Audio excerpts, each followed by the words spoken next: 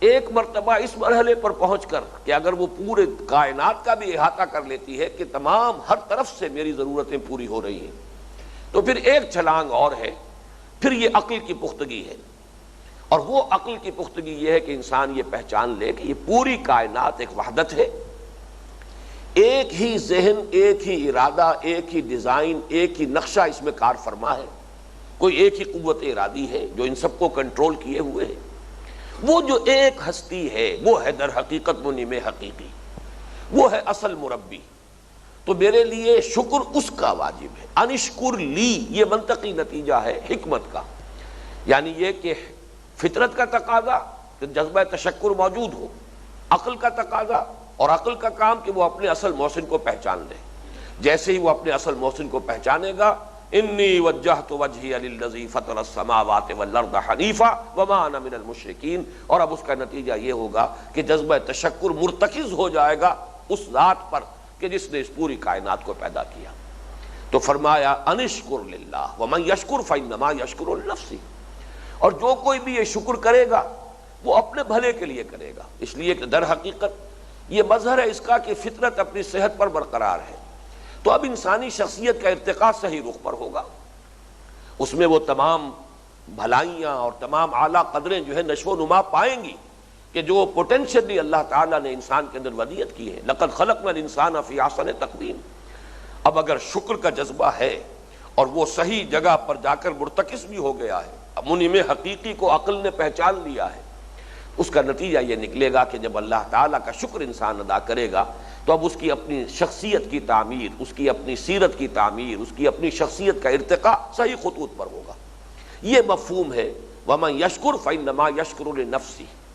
باقی اس کے ساتھ ہی آخرت میں اس کا جو اجر و ثواب ہوگا، اس کی جو بھی بھلائی ظاہر ہوگی، وہ گویا کہ اس پر اضافی شے ہے۔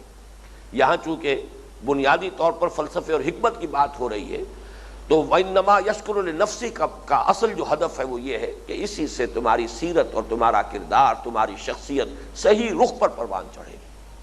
وَمَن كَفَرَ فَإِنَّ اللَّهَ غَنِيٌّ حَمِيدٌ۔ ہم در حقیقت اس جگہ پر تھے پچھلی مرتبہ جبکہ ہمارا وقت ختم ہو گیا تھا، اور جس نے کفران نعمت کیا تو اللہ تو غنی ہے، بے نیاز ہے، اپنی ذات میں خود محمود ہے، ستودہ صفات ہے۔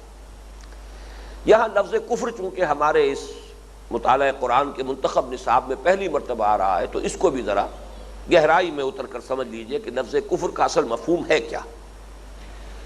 لغت میں کفر کا اصل مفہوم ہے کسی شے کو چھپا دینا، دبا دینا۔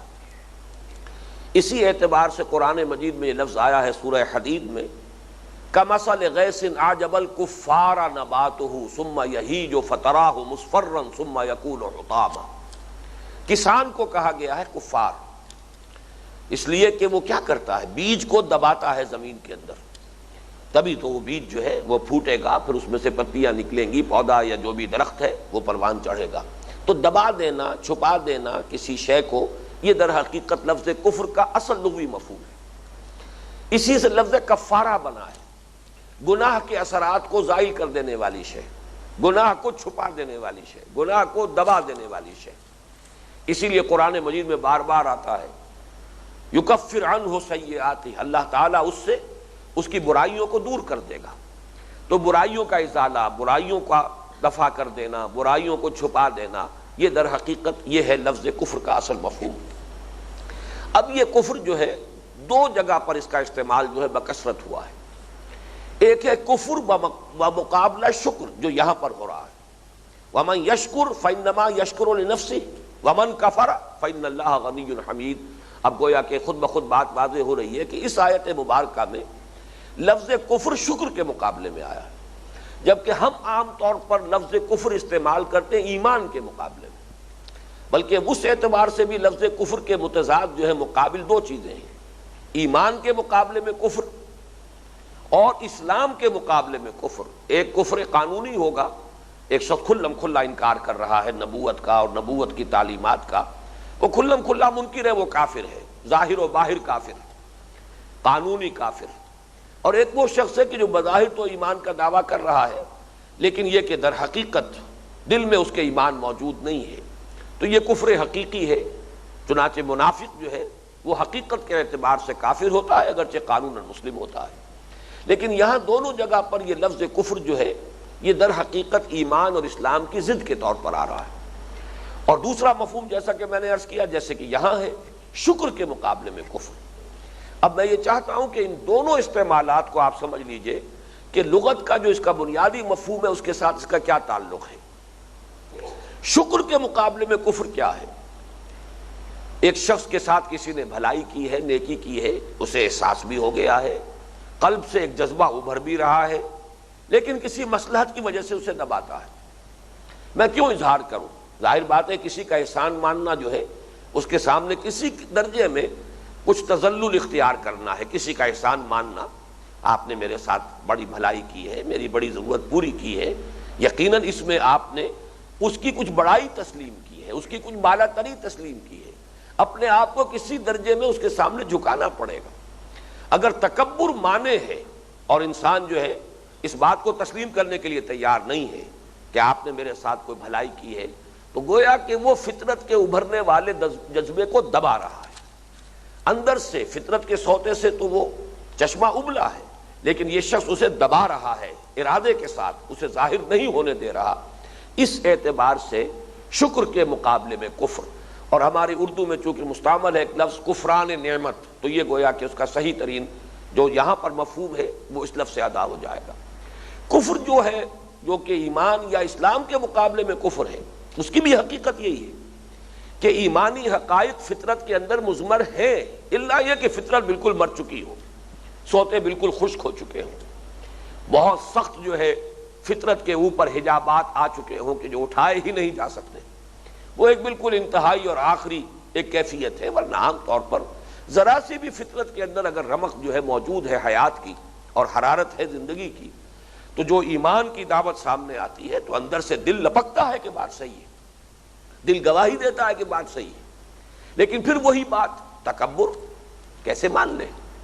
جیسے قرآن مجید کہتا ہے علماء یہود کو کہ یعرفونہ کما یعرفون ابناءہم، ایسے پہچانتے ہیں محمد کو صلی اللہ علیہ وسلم جیسے اپنے بیٹوں کو پہچانتے ہیں۔ ابو جہل کے بارے میں جیسا کہ اس نے صاف اعتراف کیا، انہوں نے کبھی جھوٹ نہیں بولا، جو بات یہ کہہ رہے ہیں وہ درست ہے، لیکن میں نہیں مان سکتا، میں ماننے کو تیار نہیں، اس لیے کہ ہمارا اور ان کا تو ایک چشمک چلی آ رہی ہے پرانی، ایک مقابلہ ہے خاندانی۔ اگر میں اب ان کی نبوت مان لوں، اس سے پہلے تو ہم مقابلے میں ڈٹے رہے، انہوں نے کھانے کھلائے، ہم نے ان سے بڑھ کر کھلائے، انہوں نے لوگوں کی مہمان نوازیاں کی، ہم نے ان سے بڑھ کر کی، کندھے سے کندھا ملائے چلے آ رہے ہیں، لیکن یہ کہ اب اگر نبوت کو مان لے تو ہمیشہ ہمیشہ کے لیے غلام ہو جائے گی، اور یہ مجھے قبول نہیں۔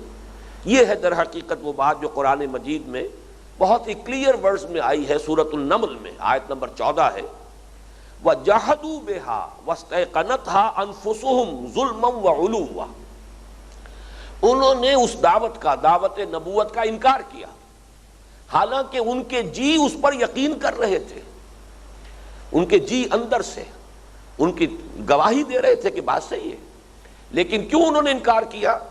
ظلمًا وعلوا، علو کی وجہ سے، اپنی بالا دستی، اپنی بالا تری، اپنی سربلندی کو برقرار رکھنے کے لیے اور زیادتی اور ظلم کرنے کے لیے انہوں نے انکار کیا۔ تو در حقیقت کفر جو ہے یہاں کس معنی میں آ رہا ہے کہ ایک حقیقت کی دل نے گواہی دے دی ہے، دل نے مان لیا بات صحیح ہے، فطرت نے تصدیق کر دی ہے، لیکن پھر بھی انسان اس کو جھٹلا رہا ہے، اس کا انکار کر رہا ہے، اس حقیقت کو دبا رہا ہے، بجائے اس کی گواہی دینے کے اور اس قلب کی اور فطرت کی گواہی کو ظاہر کرنے کے اسے دبا رہا ہے، چھپا رہا ہے۔ اس معنی میں لفظ کفر کا اطلاق ہے۔ تو در حقیقت اسی لیے آپ نے دیکھا ہوگا قرآن مجید میں اکثر مقامات پر کفر کے بعد اضافہ ہوتا ہے ایک شے کا، اور وہ ہے تکذیب۔ والذین کفروا وکذبوا بآیاتنا، وہ لوگ جنہوں نے کفر کیا اور ہماری آیات کی تکذیب کی۔ یہ در حقیقت دوسرا مرحلہ ہے کفر کے بعد، اوور اینڈ ابو دیٹ، اس لیے کہ ایک تو یہ ہے کہ فطرت کی گواہی ابھری اور آپ نے دبا دیا، آگے بڑھ کر آپ نے جھٹلایا، نہیں تم غلط کہہ رہے ہو، یہ آیات الہیہ نہیں ہے، یہ اللہ کا کلام نہیں ہے، یہ تمہارا اپنا کوئی گھڑا ہوا کلام ہے، کوئی من گھڑت باتیں ہیں، یہ کوئی ڈھکوسلے ہیں جو تم نے کہیں سے حاصل کر لیے ہیں، کہیں سے ڈکٹیشن لے رہے ہو، ہم پر خام خواہ دھونسے مارے، یہ تکذیب ہے۔ تو تکذیب تو در حقیقت اگلا مرحلہ ہے۔ پہلی بات وہ ہے کہ فطرت کے اندر گواہی ابھری لیکن آپ نے اسے دبا دیا، بجائے اس کے کہ ظاہر کریں، اور اس کے بعد پھر ظاہر بات ہے کہ تکذیب کرنی پڑے گی، جب آپ نے دعوت کو رد کیا ہے تو جھٹلائیں گے۔ تو یہ ہے در حقیقت لفظ کفر کا اصل مفہوم۔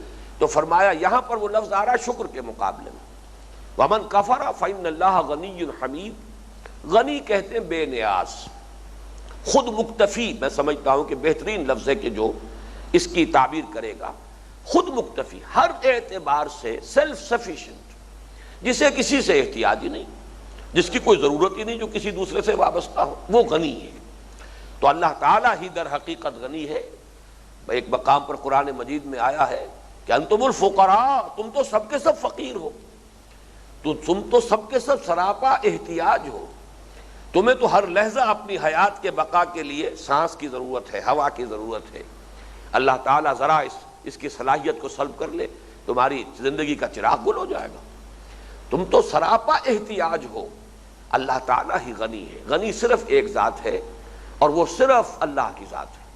باقی کائنات میں ظاہر بات ہے اللہ خالق ہے، ما سوا سب مخلوق ہیں، مخلوق اپنے وجود کے لیے محتاج ہے اللہ کے، تو کائنات میں کسی اور کے لیے غنی ہونے کا تصور ہے ہی نہیں۔ ان اللہ هو الغنی الحمید، بہت سے مقامات پر یہ ہوا کا اضافہ ہوتا ہے حصر کے لیے، کہ یہ غنا تو در حقیقت ہے ہی صرف ایک ذات کے لیے اور وہ اللہ کی ذات ہے۔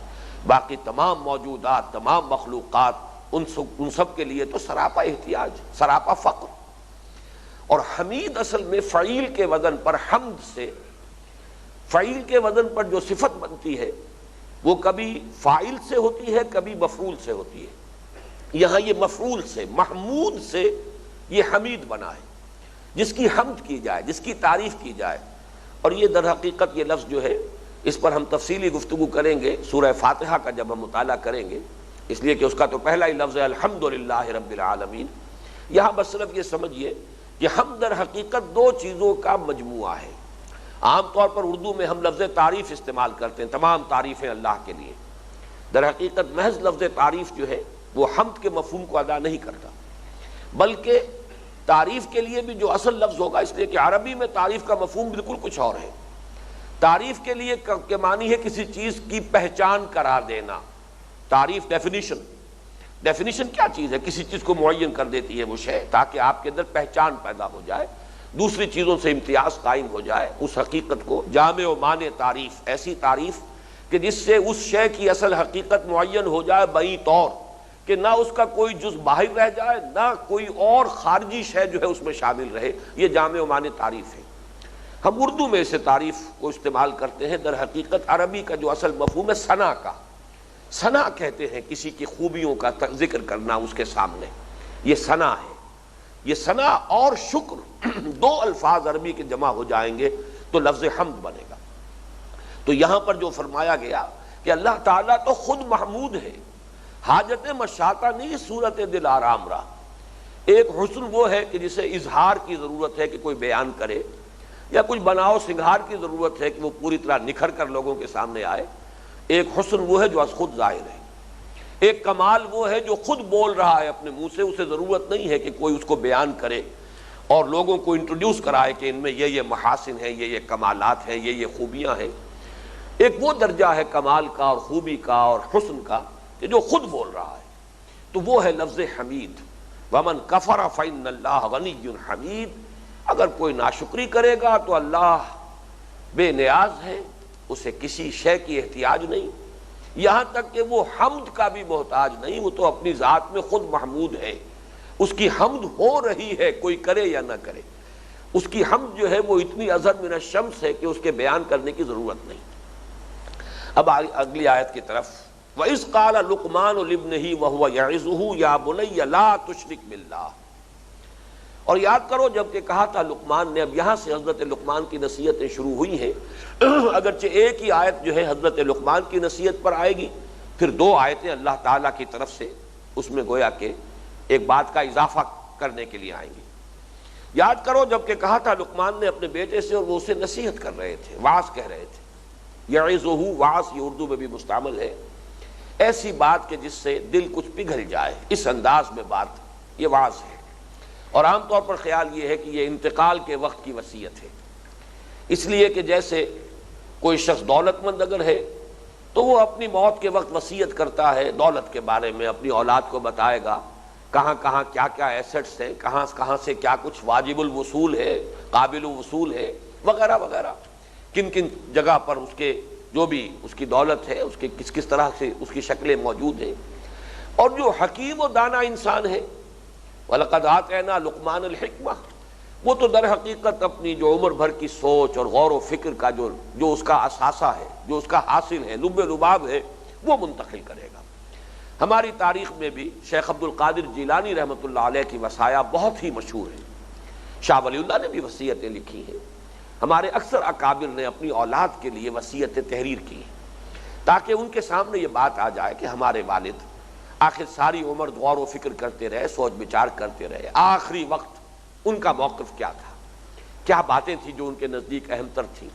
یہ گویا کہ ایک حکیم انسان کا، ایک دانا انسان کا وہ جو اصل ورثہ ہے، وہ جو اقبال نے کہا ہے کہ یہی متاع فقیر ہے، اب اسے میرے قافلے میں لٹا دو، لٹا دے ٹھکانے لگا دے اسے، یہی فقیر کی متاع تو یہی ہے، یہی حکمت، یہی دانائی۔ وَإِذْ قَالَ لُقْمَانُ